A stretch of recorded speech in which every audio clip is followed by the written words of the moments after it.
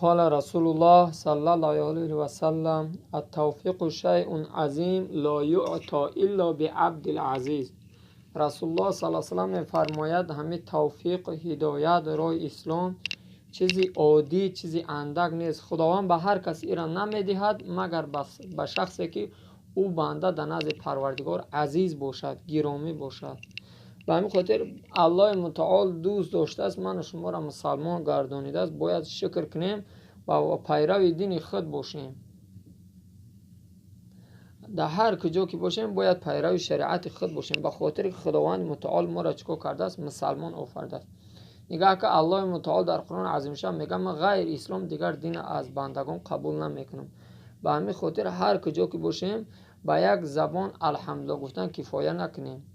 محمد اقبال میگه خلق را تقلید غرب برباد داد، ای 1200 لعنت بر اون تقلید بود.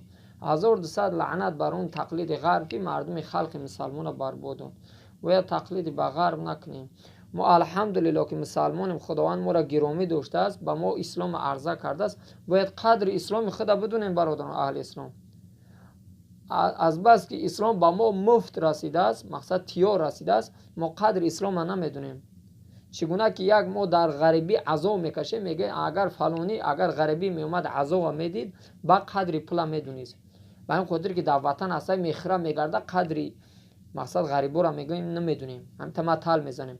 همین اسلام ما قدرش نمیدونیم. اصحاب پیامبر جانها فدا کردند، خونه ها شهید شد در راه این دین اسلام، از بحر جان و مال و زن و فرزند گذشتن او بندای خدا. بعدا اسلام به ما رسید. همین اسلام به ما تو که مفت رسیده است، تیار رسیده است، قدر اسلام نمیدونیم. همین به یک زبان کفایه میکنیم الحمدلله گفته به همین دنیا رفته ایستیم. نه این دنیا یک چیزی نیست که همین دنیا فقط بقپی و بگوی تمام. پیغمبر خدا صلی الله علیه و سلم در دیگر حدیث مبارک چیزی میفرماید، میگه ان الله تعالی یعطی المال من یحب و من لا یحب. پیامبر خدا صلی الله علیه و سلم میگه خداوند همین مال دنیا را به کسی دوست هم بده، دوست بداره میته، و به کسی هم که دوست نداره میده، با کافر هم میته، با مسلمان هم میته. و یعطی الایمان من یحب، نه که ایمان مسلمانی را خداوند به کسی دوست بداره میته. نه که الله دوست داشت به من تو داد، نه که ما قدرش که دونستیم الله من تو عزت میده. نه که اسلام خور کردیم پس پشت پرتفتیم فقط دنیا گفتیم دویدیم، الله روز این نعمت هم میگیره ما خوری را در پیش میبینیم. نه که وقت دیر میشه، وقت دیر میشه. به خاطر هر کجا که باشین گر همه خواهی مسلمان زیستن، نیز راه جز به قرآن زیستن. اگر ما مسلمانی میخواهیم فقط باید خیلی پیرو قرآن باشیم. به یک الحمدلله به زبان کفایه کردن نمیشه برادران.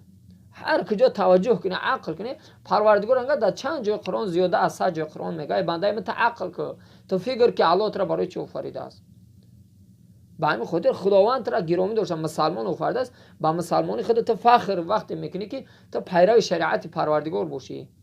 نه که به یک زبانی مسلمان گفتن کفایه نمیکنه. ایمان به چند تقسیم میشه؟ هم به جواری، هم به عمل، هم به دل، هم به زبان. یکی با یک زبان کفایه کنی و دل خالی باشه و عمل نباشه، او طریق مسلمانی نمیشه. به همین خاطر الله متعال از بندگانش دوست میداره که پیرو شریعت پروردگار باشن. در هر کجا که باشه خدا همه ما و شما را نگهبان به ایمان باشه.